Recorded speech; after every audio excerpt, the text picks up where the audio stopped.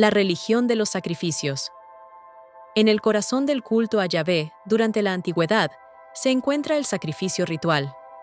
El sistema de adoración prescrito en la Torá está saturado de instrucciones detalladas sobre cómo, cuándo y con qué fines ofrecer animales en holocausto. Estos rituales no eran simbólicos ni esporádicos, eran el eje mismo de la relación entre el pueblo de Israel y su Dios. En Levítico, Números, Éxodo y Deuteronomio se describe un entramado minucioso de leyes que regulaban el sacrificio de animales, principalmente corderos, bueyes, cabras y aves, como medio para obtener el favor divino, purificar la culpa o simplemente rendir adoración. Desde el primer momento, Yahvé manifiesta una inclinación particular hacia la sangre. En el relato de Caín y Abel, Génesis 4, la ofrenda de Abel, una criatura sacrificada, es aceptada, mientras que la de Caín, una ofrenda vegetal, es rechazada. Este pasaje se interpreta como una declaración temprana de que el sacrificio sangriento tenía más valor ante los ojos de Dios.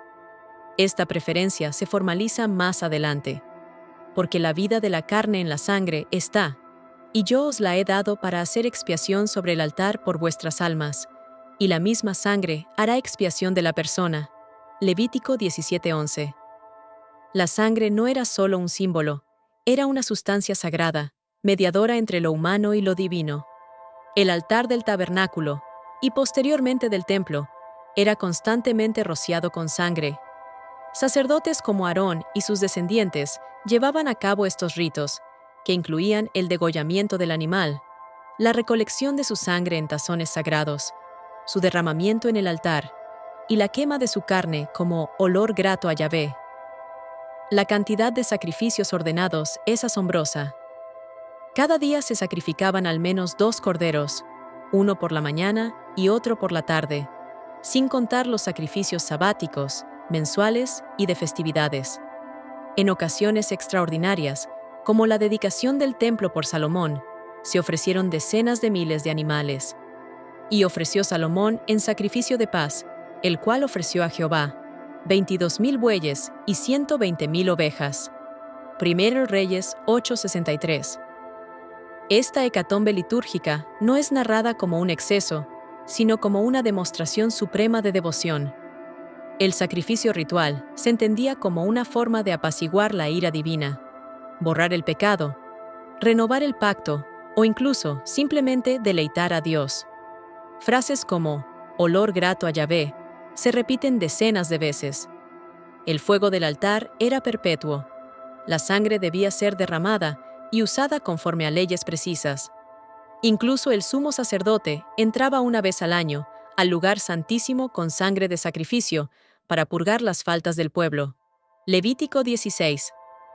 Desde una perspectiva contemporánea, este sistema puede parecer brutal o primitivo.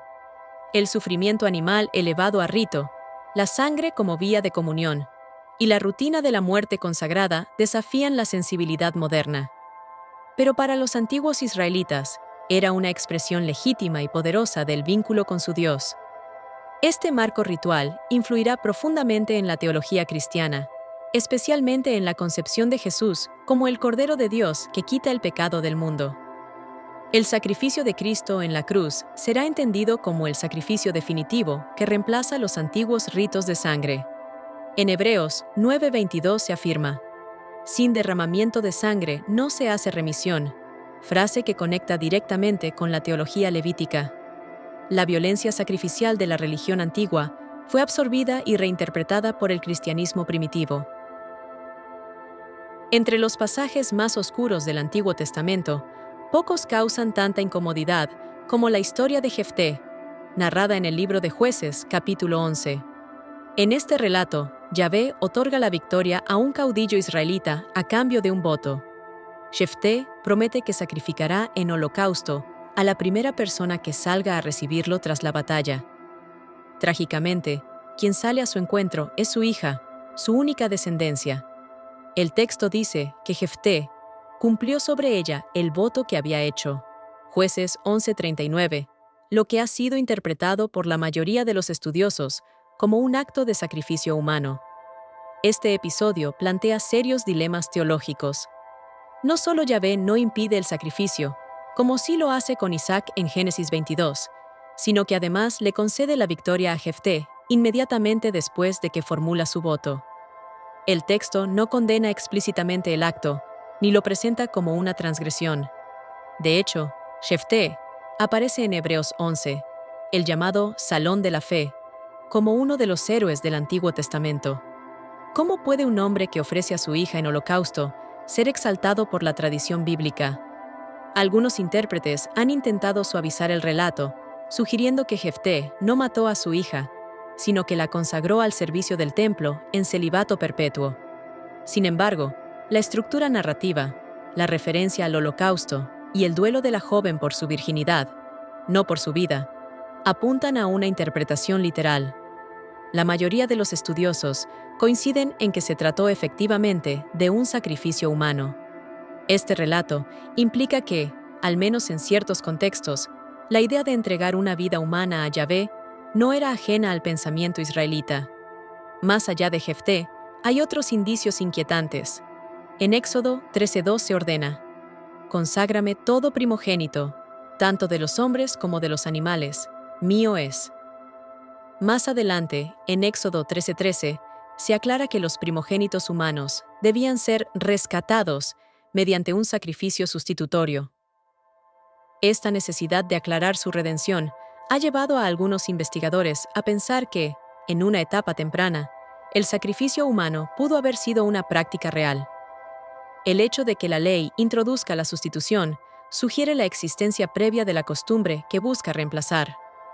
Además, el profeta Ezequiel denuncia que Yahvé entregó a su pueblo estatutos que no eran buenos y los contaminó con sus ofrendas, al hacer pasar por el fuego a todo primogénito.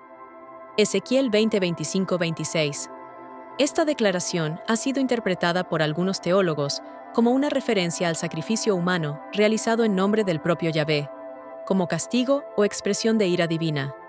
La ambigüedad del texto ha dado lugar a debates sobre si se trata de una crítica a los sacrificios idolátricos o a una práctica dentro del yavismo mismo. La arqueología también ha aportado datos relevantes. Se han encontrado restos de infantes enterrados en vasijas bajo los cimientos de edificios antiguos en la región, lo que algunos interpretan como evidencia de sacrificios fundacionales. En el primer Rey 16:34 se relata que Hiel de Betel reconstruyó Jericó a costa de la vida de sus hijos, cumpliendo una maldición previa de Josué. Esto ha sido visto como un acto ritual, donde las muertes se interpretan como ofrendas para garantizar el éxito de la obra.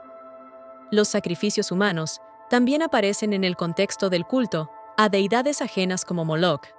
Sin embargo, algunos investigadores, como Francesca Stavrakopoulou y Susan Ackerman, han argumentado que en ciertos momentos del periodo monárquico, la distinción entre el culto a Yahvé y las prácticas consideradas paganas no era tan clara.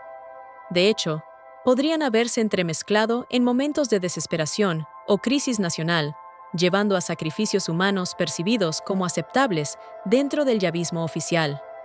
En resumen, el Antiguo Testamento no solo no oculta la existencia del sacrificio humano, sino que lo registra en sus páginas de forma directa o velada. El caso de Jefté, junto con otros textos y hallazgos arqueológicos, sugiere que esta práctica pudo haber tenido un lugar dentro del culto a Yahvé, al menos en sus fases más antiguas. Este capítulo no pretende emitir un juicio teológico definitivo, pero sí evidenciar que el culto israelita primitivo fue más complejo y más oscuro de lo que la tradición religiosa posterior ha querido reconocer. En el siguiente capítulo abordaremos cómo la tradición profética y las reformas religiosas intentaron alejarse de estas prácticas violentas, proponiendo una espiritualidad más ética y menos sangrienta.